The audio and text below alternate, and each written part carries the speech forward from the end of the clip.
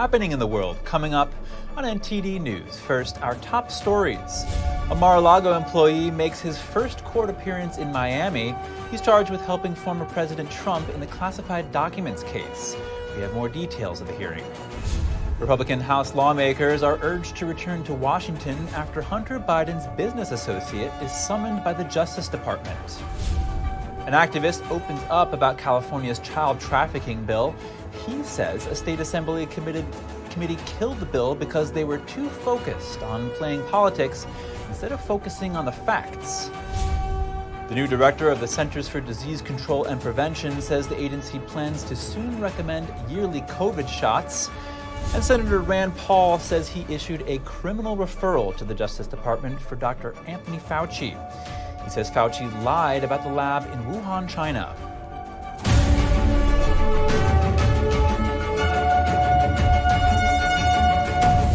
Welcome to NTD News Today. I'm Chris Beers. Our top news: Trump aide Carlos de Oliveira made his first appearance in a Miami court. He did not enter a plea for lack of a local counsel and was released on a $100,000 bond pending trial. The Mar-a-Lago property manager will be arraigned on August 10th in Florida. Prosecutors say Trump asked de Oliveira to delete security camera footage at his Florida estate. De Oliveira was named as a third defendant in the classified documents case and is charged with 4 counts, including obstruction of justice. That follows charges against Trump and another aide, Walt Nauta. The former president was accused of storing hundreds of classified documents at his Mar-a-Lago estate and having staffers hide them from investigators. Trump said on Truth Social that the Mar-a-Lago security tapes weren't deleted. He added that what the DOJ did amounts to meddling in the 2024 election. Tables are turning in election focal point Iowa. Republican presidential candidate Tim Scott is close to second place holder Ron DeSantis. That's according to polls by Fox Business and the Trump campaign. We spoke with Epoch Times reporter Jeff Louderback about the change of fortunes.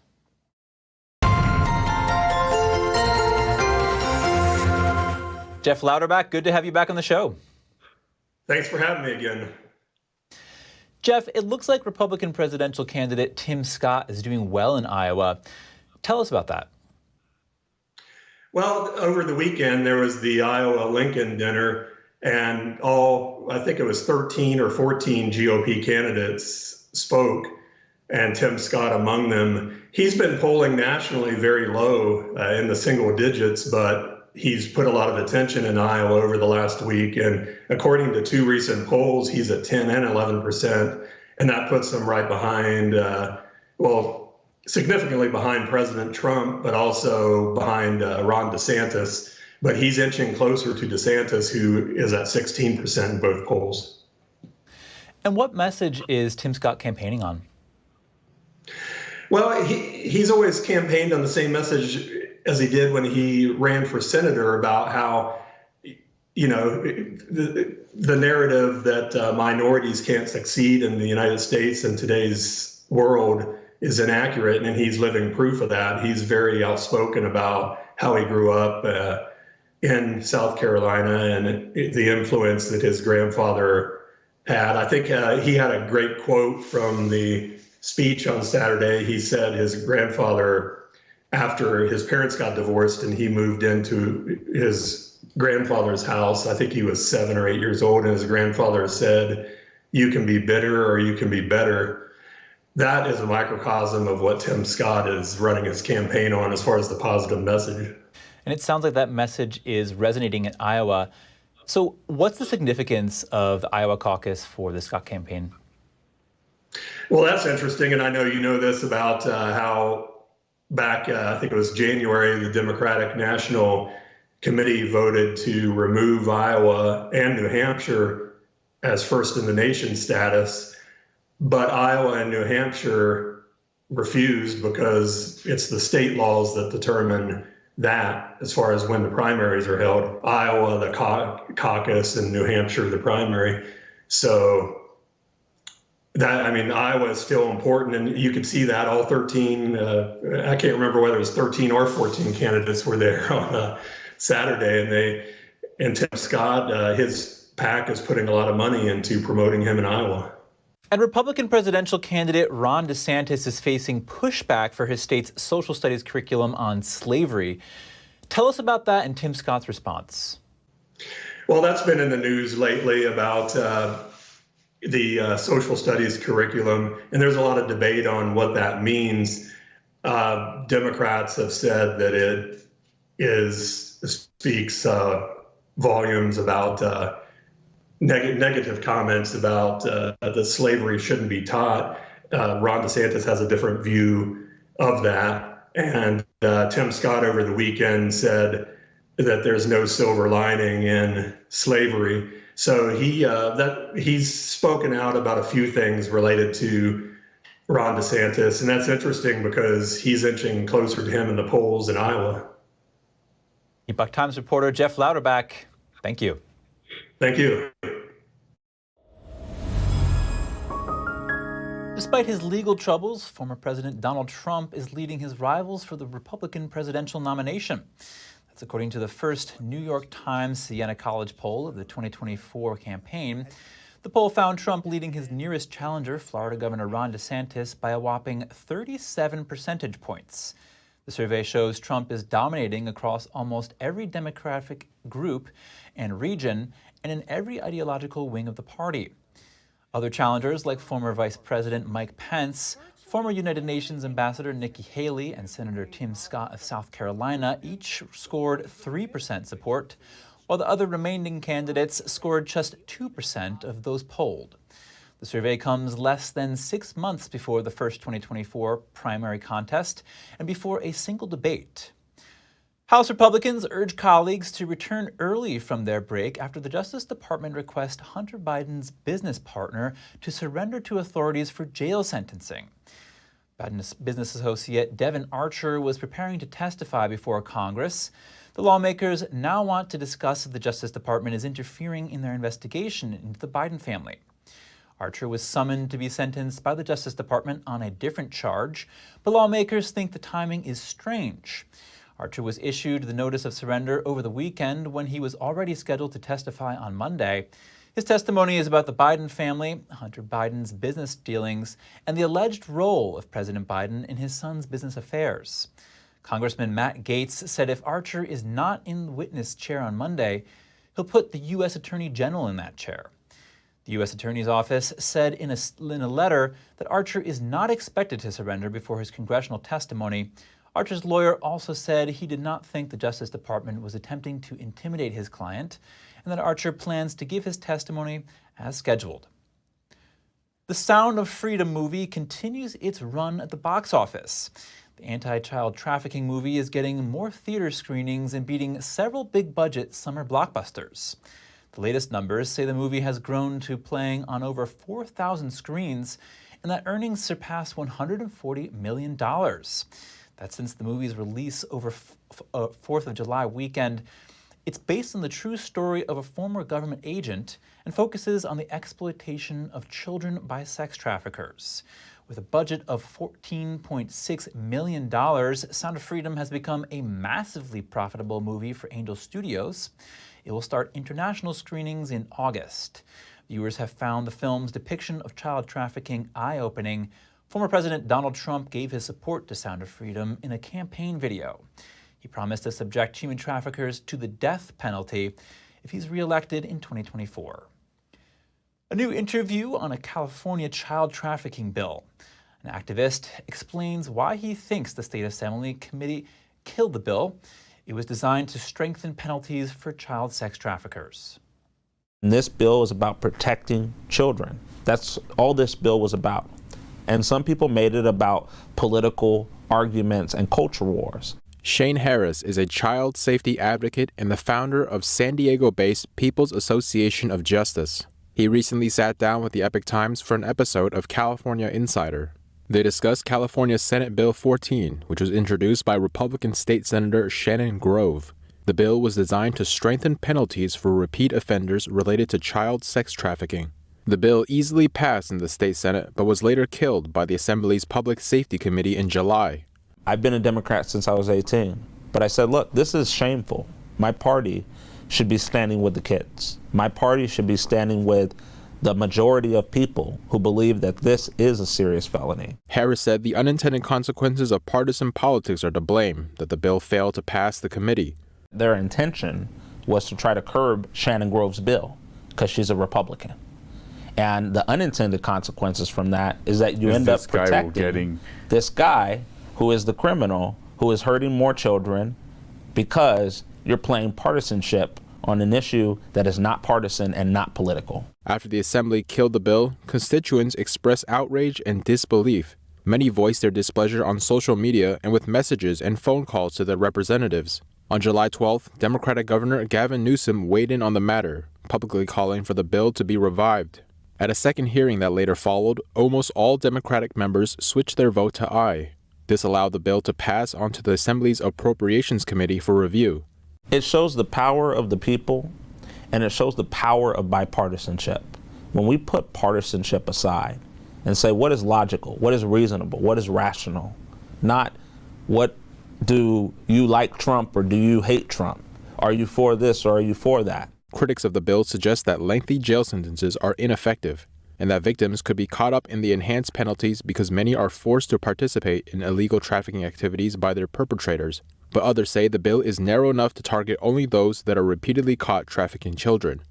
We're talking about repeat offenders who continue to traffic and sell our children, and we have to send a message to them that our children are not for sale. If you sell our children, you will pay the highest criminal penalties of our state. Harris says he remains dedicated to protecting children and supporting the bill as it winds its way through the legislature. When we come back, Supreme Court Justice Samuel Alito says Congress has no authority to regulate the Supreme Court, even for a code of ethics. And the prelude to a cyber Pearl Harbor. That's what a geopolitical analyst calls the discovery of Chinese malware that could threaten U.S. military readiness. More in just a moment, here on NTD News Today.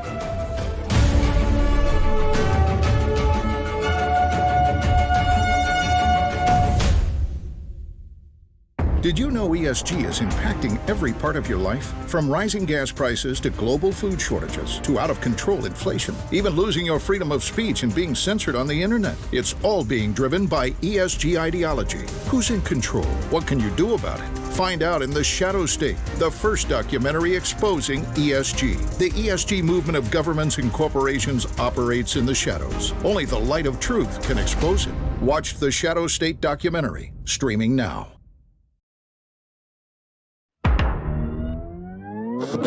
Tired of scrolling Netflix? Trying to find something that's worth watching? Want to skip the censorship in mainstream media? Well, now you can with Epic TV. New exclusive content every day with over 100 never-before-seen movies, films, and documentaries. Available and streaming now at your fingertips. For a limited time now, you can get 60% off Epic TV by subscribing or upgrading to a yearly plan. Plus, get an additional $10 credit to rent featured movies on Epic Cinema today. Skip mainstream narratives and find quality family entertainment from the comfort of your very own home. Say no to big tech and subscribe to Epic TV.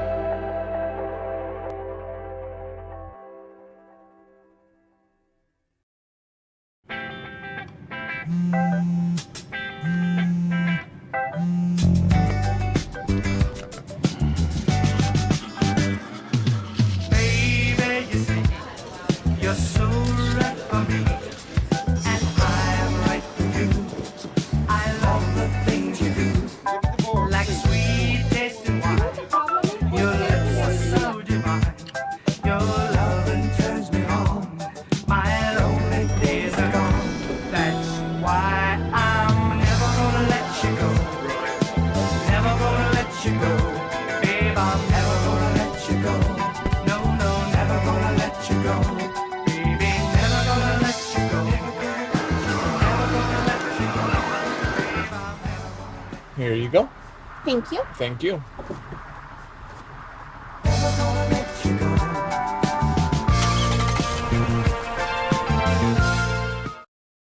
Anyone who's ever sold a home will tell you it's really hard.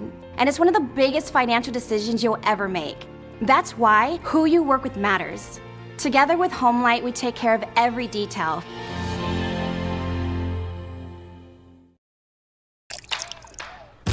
You're not gonna get it all right. Just make sure you nail the big stuff. Mama! Like making sure your kids are in the right seat for their age and size. Get it right at nhtsa.gov/the right seat.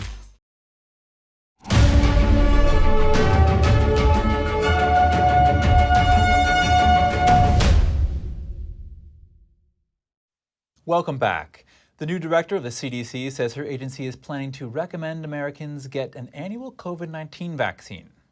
We anticipate that what COVID will become is similar to what we're seeing with flu shots, where it's going to be you get your annual flu shot and you get your annual COVID shot.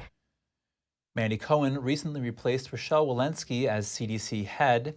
She said that she expects the yearly COVID vaccine recommendation to be finalized and announced in September. Cohen is a strong proponent of the vaccines. She said that she worries about parents not vaccinating kids against COVID and other viruses. The CDC didn't respond to email questions, including what it would say to critics who note that there's a lack of clinical trial data supporting the shots. Oncologist David McCune says that without that data, you can't really say what the potential benefit to people is. Major pharmaceutical companies are preparing combination COVID-19 influenza vaccines and have said they expect tens of millions of Americans to get the shots on an annual basis. Senator Rand Paul has announced an official criminal referral to the Justice Department for Dr. Anthony Fauci. He says Fauci lied while giving testimony on COVID-19. Paul referenced an email sent by Fauci that discusses gain-of-function research at the Wuhan lab in China. It shows Fauci was concerned about the research. Paul says the email message contradicts what he told Congress, that the U.S. has not funded any gain-of-function research at the Wuhan lab. Paul and Fauci already had an ongoing conflict about the issue. In 2021, Paul told Fauci that lying to Congress is a crime. At that time, Paul cited a medical journal article dealing with coronaviruses. The experiments mentioned in the article took place at the same lab and said it was funded by U.S. health agencies. Fauci said at the time that the research in the article is not considered gain-of-function research. Democrats in Congress are pushing back against Justice Samuel Alito. He says Congress has no authority to regulate the Supreme Court under the Constitution. Alito told the Wall Street Journal that Congress did not create the Supreme Court. That was after the Senate Judiciary Committee advanced a bill that would mandate an ethical code for the top U.S. court. Republicans have criticized the effort as a bid to reduce the power of the Supreme Court.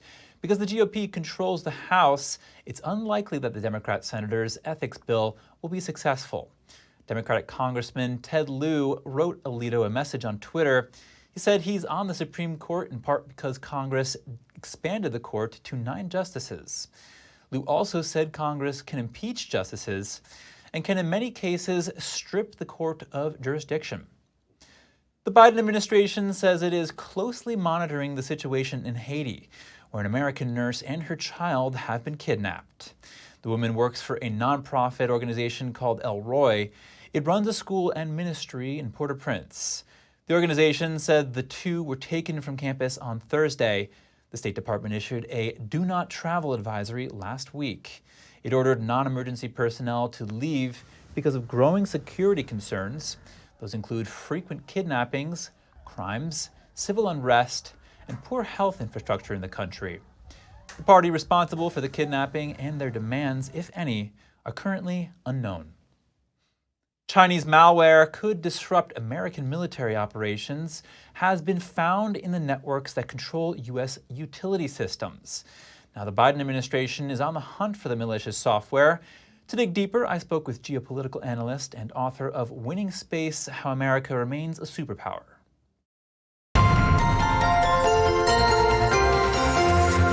Brandon Weichert, thank you for joining us. Thank you for having me. It's a pleasure to be here. Brandon, what could this reported malware give China the ability to do? Well, basically, they are probing our critical infrastructure, and it will give them the ability to lace that critical infrastructure networks with electronic time bombs, basically, which basically allows for them to detonate those electronic time bombs at a moment of their choosing. And what would the detonation of those bombs be, so to speak? Well, it's basically going to be knocking out our critical infrastructure like water treatment facilities, electrical grid, things like that. And the objective would be to sow as much chaos here at home so that we can't focus on deploying resources to stop what I think is a likely, very soon, invasion of Taiwan. And how widespread is this malware in our country?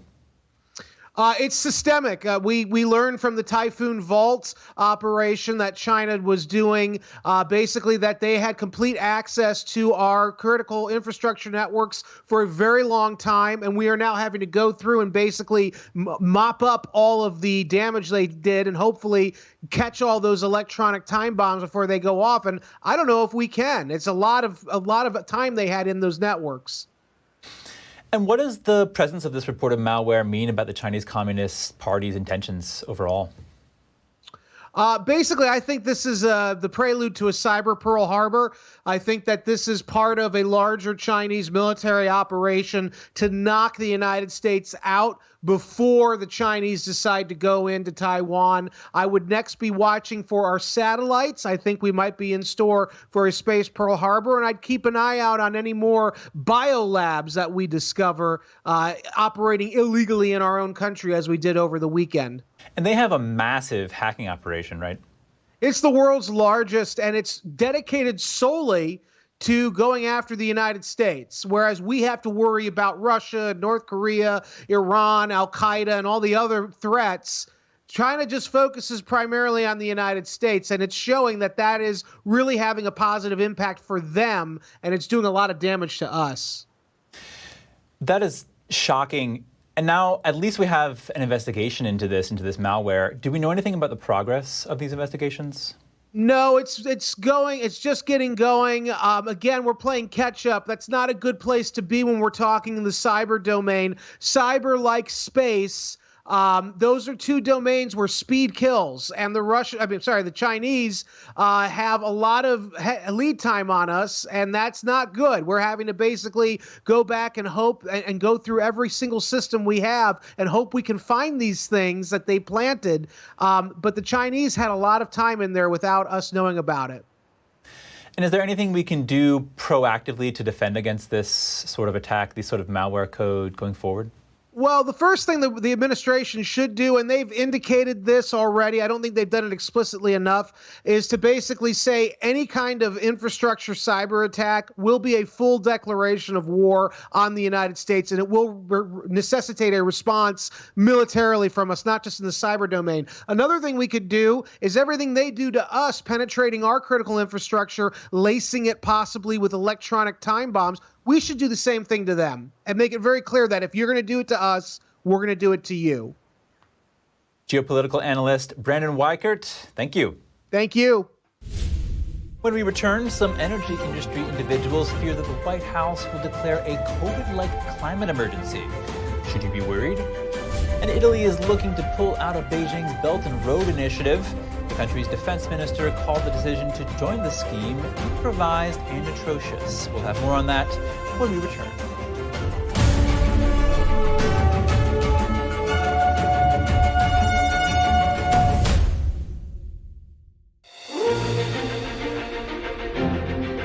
NTD's Capital Report. It's about getting answers, cutting through the fog of politics. It's about your questions and our chances to ask. What is the net impact of the American Congressman Graves? Thank you for joining us. We're speaking to those in power to find out what does this mean for the people. We're here so you're in the know.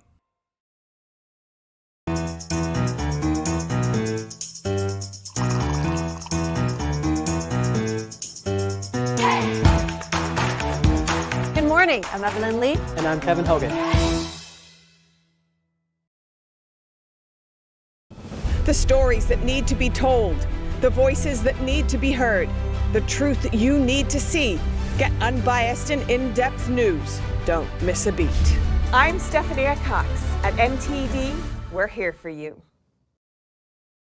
No matter where you go, people are in search for inspiration and motivation and encouragement. On America's Hope, Jose Flores stops by to inspire us all. Don't miss Jose Flores, Mr. Inspiration, right here on America's Hope.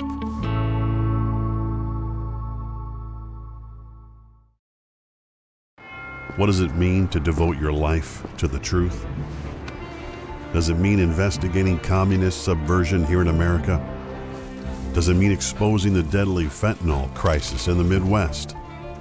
Or spending late nights and covering deep government corruption? Because at a time when America's traditional values are under attack, it's the responsibility of righteous journalists to uphold truth and tradition.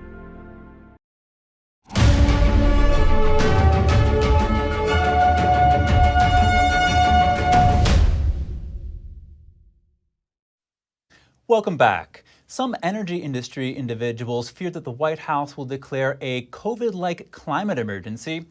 Here to discuss this with me is NTD Business's Don Ma. Don, tell us more about this.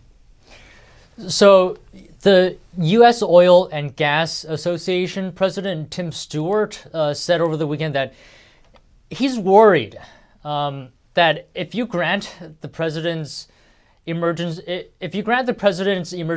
powers to declare a climate emergency, it's just like COVID. And he says he's worried they're leaning to that direction. And, just hypothetically speaking, an emergency declaration, Stewart says, would give the president vast unchecked authority to shut down everything from communications to infrastructure. So, think about that. And what could the president be allowed to do if he declares an emergency like this? Well, I don't want to say exactly what, but, I think we can just think back to the COVID emergency. Now, Stewart actually hinted at this. He says that he can literally do exactly what they did in COVID. If you disagree with the climate emergency, speech can be shut down, he says. We really need to be paying attention to that, because that power could be extended indefinitely until the so-called climate emergency is over. And, that could last a long time. This is what he said. And as well, the nonprofit Center for Biological Diversity issued a non-exhaustive legal guide saying that Biden, under an emergency declaration, could do the following, and I'll just list some of that. That includes ending crude oil export, ending all offshore oil and gas leasing, restrict U.S. fossil fuel exports, and end hundreds of billions of dollars in overseas fossil fuel investments, and as well dramatically accelerate a transition to clean energy. And Don, what does the White House say now about climate? Okay, so President Biden and other administration officials have said that the United States and the world, in fact, are in the midst of a climate crisis, and have used language describing it as an emergency so far. But President Biden has stopped short of declaring an emergency right now, although some Democrats and environmental groups have pushed the idea. About 60 congressional Democrats recently backed legislation known as the Climate Emergency Act of 2021 that would require the Biden administration to make a climate-related emergency declaration. And I think just last week, the White House sent out what it described as the first ever heat wave hazard alert. Yeah, you're right. A White House fact sheet released last week says President Biden has asked the Department of Labor to issue the first ever hazard alert for heat. And at the same time, the UN Secretary General released a very alarmist-like message last week saying that the era of global boiling, rather than global warming, right? Global boiling has arrived. He used adjectives that included terrifying, quote unquote. He said UN member states must turn a year of burning heat into a year of burning ambition. But Chris, I just want to be fair. I don't think we need to worry about the Biden administration declaring a climate emergency or banning fossil fuels in the short term, because Biden himself has said during his own State of Union speech a few months ago that He says, quote, that we're going to need oil for at least another decade and beyond that. So that's where I'm coming from. All right. Thank you very much, Don. Thank you. Cash-strapped U.S. trucking company Yellow Corporation has ceased operations and is filing for bankruptcy. This after failing to reorganize and refinance over $1 billion in debt. The move means 30,000 people are at risk of losing their jobs. Yellow voted a threatened strike by 22,000 Teamsters represented workers earlier this month. The company has 12,000 trucks. Its customers include large retailers like Walmart and Home Depot. Part of the company's debt is a $700 million pandemic relief loan provided in 2020 in exchange for a 30% stake in the Tennessee-based company. We have footage of a dramatic rescue in Texas. Check out this video of police officers pulling a man from a burning car. Police in White Settlement, Texas responded to a report of a car hitting a pole early Saturday morning. Responding officers found 2 people in the car. The driver was able to get out safely, but the male passenger was unconscious and unable to get out. Officers quickly pulled the man from the burning car. The driver and passengers were taken to a hospital and are expected to survive. The cause of the crash is still under investigation. And if you have any news tips or feedback for the show, please feel free to email us at news.today@ntd.com. Still to come, an unlicensed lab in California was found making illegal COVID tests, pregnancy tests, and more. The discovery raises questions and concerns. And a committee pushing for credible democratic elections in Hong Kong shares its mission in Washington, D.C. We spoke to the group's initiator about the steps being taken to achieve that goal. More shortly here on NTD News Today.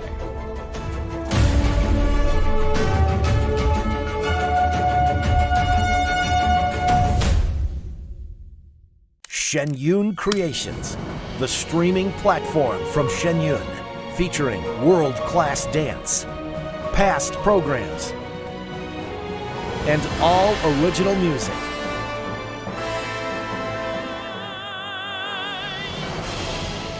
Masterclasses, behind the scenes, comedy, and more. Explore shenyuncreations.com. It's just clear as day. The media, whether it's broadcast, cable, or print media, has become extremely biased. And I started looking online for alternative ways to get information. And I saw an ad for a free trial. And I looked at it and I said, Epoch Times. I mean, come on, this is end of days type of stuff. I mean, what are they going to be talking about here? And I said, well, it's a free trial. Let me dig in. Is it giving me both sides? Is it giving me an objective point of view here? I have looked for opportunities to see where they might be biased, and I don't find it. It has given me a level of trust in media that I didn't think I'd ever get back. I love the Epoch Times because it has renewed my faith in the idea that a reliable, responsible, non-biased source of information is available. And I can say that I love it because of that. Hey Bobo, do trees tell each other stories? I'm sorry, I'm afraid I don't know that. Hey, why don't we go find out? Listen. Can birds draw pictures? I don't have an answer for that. Dad, do stars visit their friends? Look!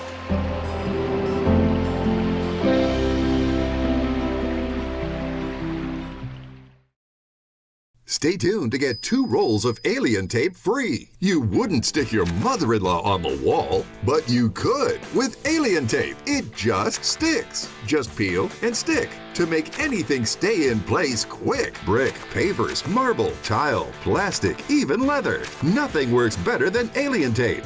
You wouldn't stick your fishbowl on a moving car, but you could with Alien Tape. The secret is nano-stick technology that grabs and locks on to secure one side of the surface to the other. Alien Tape secures in seconds, then twist, pull, and rinse to reuse. Call or go online to get your first roll of Alien Tape for just $19.99, plus shipping and processing. But to make this deal really stick, we'll give you 2 more rolls absolutely free. You get 3 rolls of Alien Tape for one low price. Order now.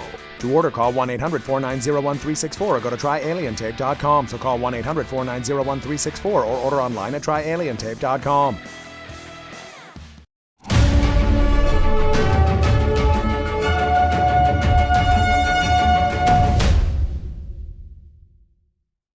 Thanks for staying with us. Exercise Talisman Sabre is in full swing in Australia. U.S. Secretary of Defense Lloyd Austin toured the war games in Townsville, meeting with soldiers from multiple countries. The joint exercises comprise 2 weeks of training, including simulated land battles, air battles, and amphibious landings. More than 30,000 troops have joined from 13 countries, along with Australia and the U.S. Troops from Canada, France, Germany, Japan, Korea, and the UK are taking part.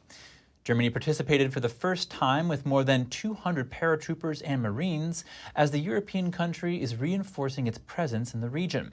The War Games aim to showcase force and unity amid China's military buildup in the Pacific. Beijing's Belt and Road Initiative is losing a key player. Italy wants to pull out of the deal without hurting relations with Beijing. Here is an interview of Italian Prime Minister Giorgia Meloni with Fox News. The paradox with the Belt and Road Initiative is that we are the only nation in the G7 and the European Union, but we are not the nation that has the best trade with China. Meloni made the remarks after meeting with President Biden at the White House last week. The Prime Minister said she would negotiate with China about the possibility of withdrawing from Belt and Road by December. Italian Defense Minister Guido Grosseto also regretted joining Beijing's initiative, calling the decision improvised and atrocious. He said the plan did little to boost Italy's exports, adding that China was the only winner. Amid criticism from Western allies, Italy became the first developed country to sign the Belt and Road Initiative in 2019. The scheme promises funding to infrastructure projects in various countries, but critics see it as a vehicle for the Chinese regime to expand its influence. An unlicensed lab was found making illegal COVID tests, pregnancy kits, and more. A recent discovery in California raises questions and concerns. The city of Reedley, California, is at the center of the ministry recently. Officials found an illegal lab in an empty building there. What they discovered inside was alarming. There were COVID tests, pregnancy test kits, and 900 lab mice, according to court documents. Furthermore, investigators found infectious agents such as chlamydia, E. coli, hepatitis B and C, rubella, and more. The FBI, CDC, and California public health agencies are investigating.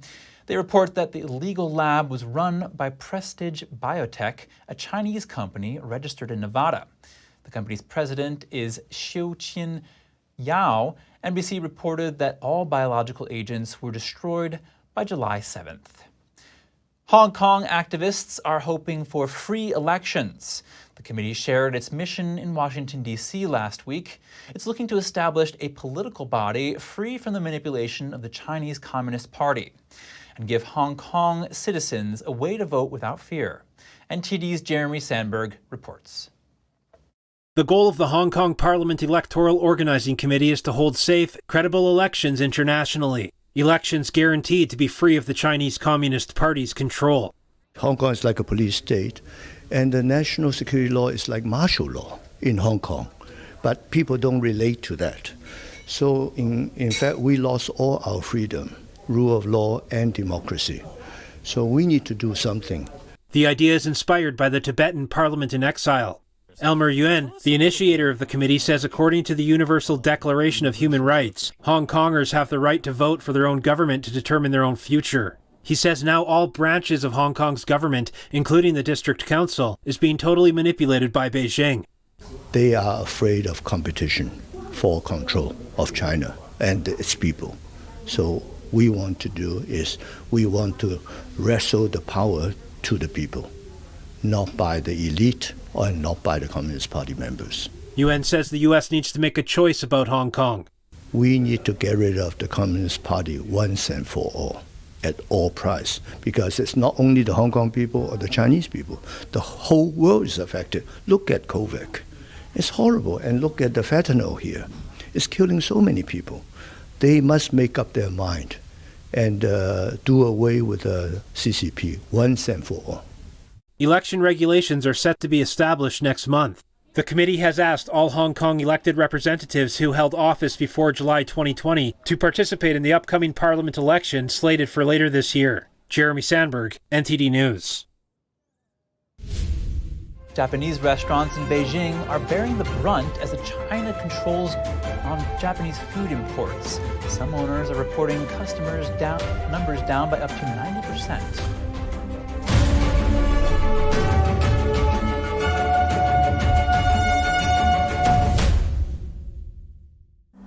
Life doesn't always give you time to change the outcome. Prediabetes does. 1 in 3 adults has prediabetes, but with early diagnosis, prediabetes can be reversed. And you can change the outcome. Take the 1-minute prediabetes risk test today. Go to doihaveprediabetes.org.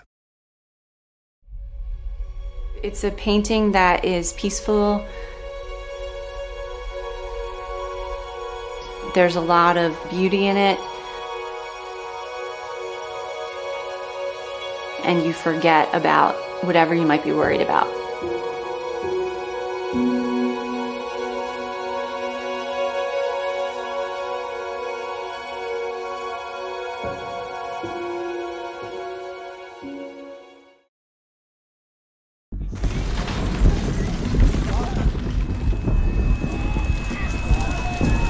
To a child, this is what conflict looks like. Children in Ukraine are caught in the crossfire of war, forced to flee their homes. A steady stream of refugees has been coming across all day. It's bitterly cold. Lacking clean water and sanitation, exposed to injury, hunger. Exhausted and shell-shocked from what they've been through. Every dollar you give can help bring a meal, a blanket, or simply hope to a child living in conflict. Please call or go online to GiveNowToSave.org today with your gift of $10 a month. That's just 33 cents a day. We cannot forget the children in places like Syria, born in refugee camps, playing in refugee camps, thinking of the camps as home. Please call or go online to GiveNowToSave.org today with your gift of $10 a month. Your gift can help children like Ara in Afghanistan, where nearly 20 years of conflict have forced the people into extreme poverty.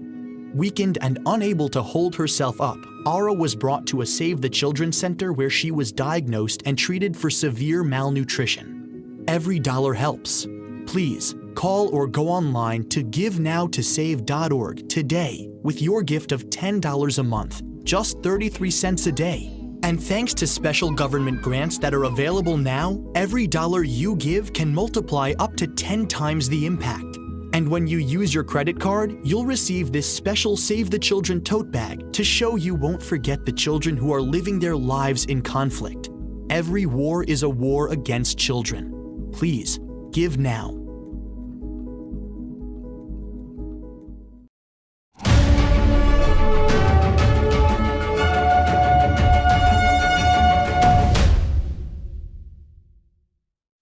Welcome back, everyone.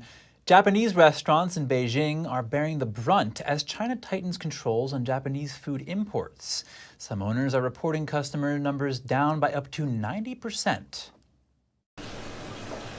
To become a sushi chef like 49-year-old Kazuyuki Tanioka takes years of study and practice. Like many of his Japanese compatriots, his knife skill is likely among the best in the world.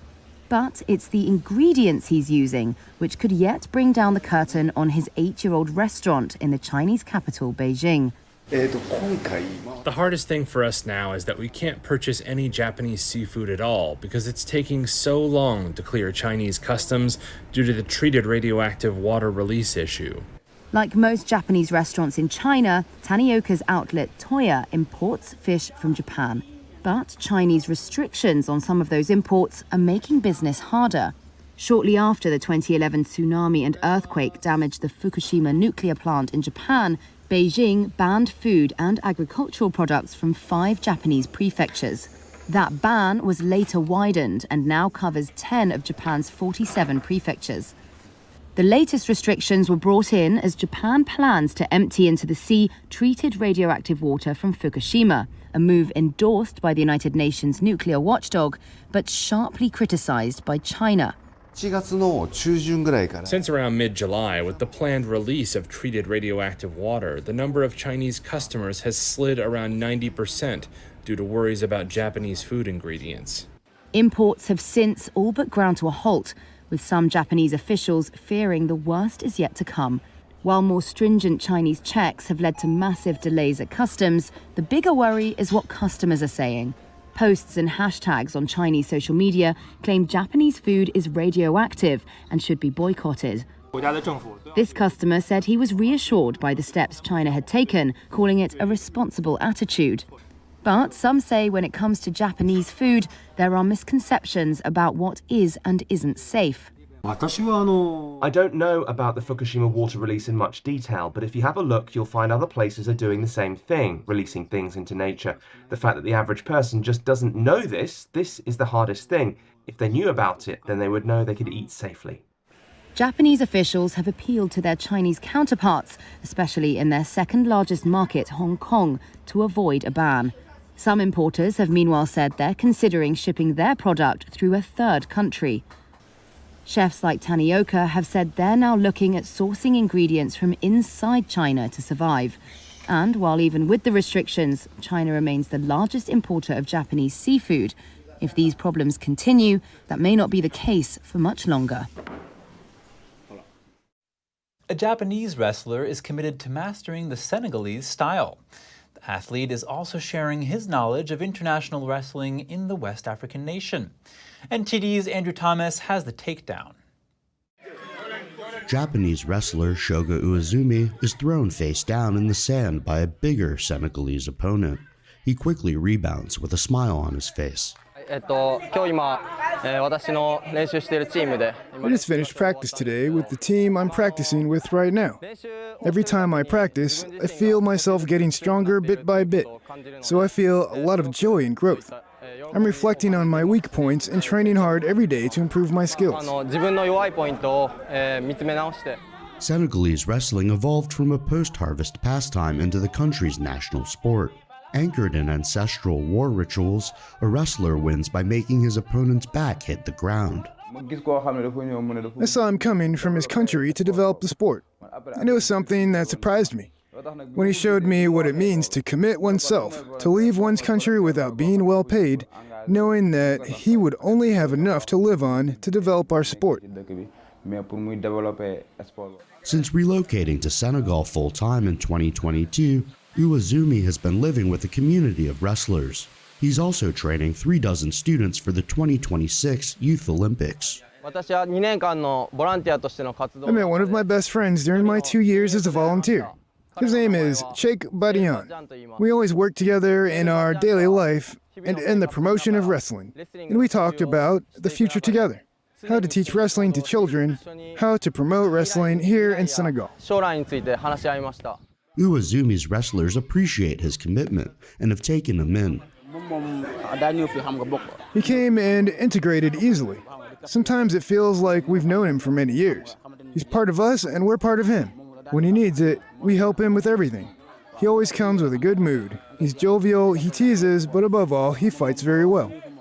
These young Senegalese grapplers could be part of the sport's next generation, as wrestlers around the world prepare for the 2024 Summer Olympics in Paris. Andrew Thomas, NTD News. This overactive immune response can contribute to countless health issues if left unaddressed. Here's Gina Marie with Strong Mind and Body.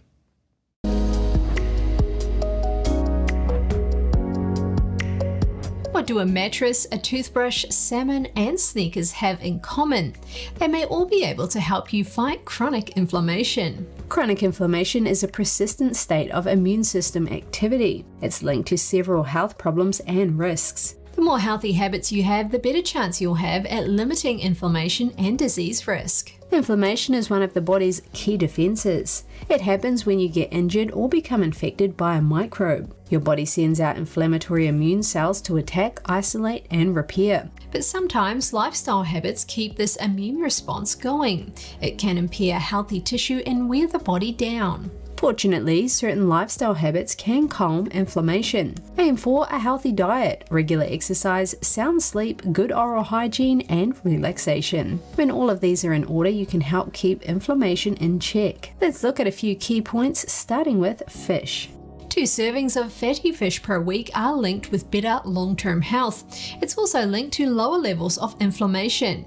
Aim for salmon, anchovies, halibut, sardines, and tuna. These fish contain omega-3 fatty acids. Omega-3 fatty acids disrupt the production of chemicals that cause inflammation. Next, you'll want to consider a comfortable mattress. Is your mattress making you toss and turn through the night? Even one night of disturbed sleep can cause inflammation. Also, regularly missing sleep can contribute to obesity. This is also linked to inflammation. Even if your mattress is good, look for other ways to improve sleep, like minimizing food intake in the evening, relaxing before bed, and setting a sleep schedule. Next, let's consider the importance of teeth brushing. Brushing your teeth twice daily and flossing can help to eliminate bacteria.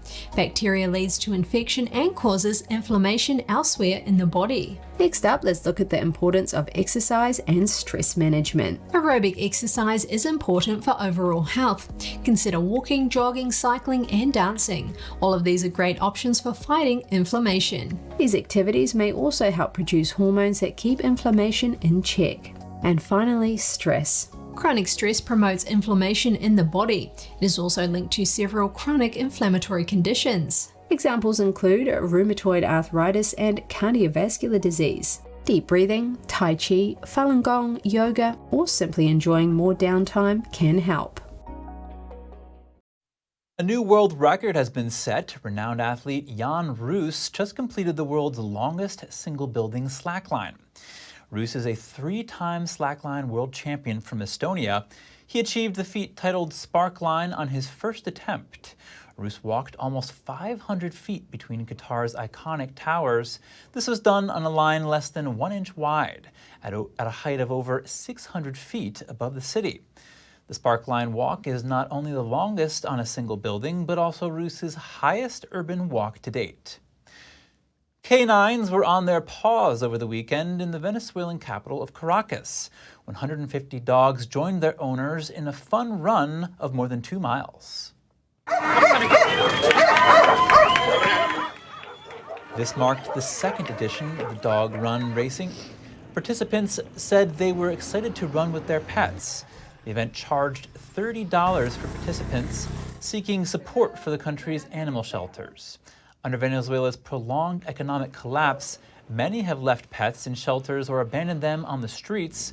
Household incomes have been hit by an annual inflation of about 400%, making it hard for pet owners to pay for the basic needs of their animals. Thank you for tuning in today. I'm Chris Beers.